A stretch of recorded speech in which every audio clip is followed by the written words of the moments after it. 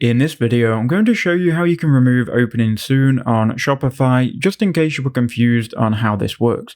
So when you first open up your Shopify store, it is going to have the opening soon landing page by default, and people can only enter with a password. Now, if you wanted to remove this, then here's what you need to do. So once you're on your Shopify store's dashboard, then go to Online Store, click on it, and then the drop-down menu will appear. From here, go to Preferences.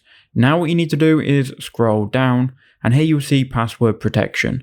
Now, if you want to let anybody access the store freely, you need to click on pick a plan, and you need to select a plan for Shopify. So the best one is going to be the $1 per month for 3 months. You have to select a paid plan to remove this. So select any of them, and then you'll be able to uncheck under preferences. And then if you go to restrict access to visitors with the password, uncheck that once you've got a paid plan.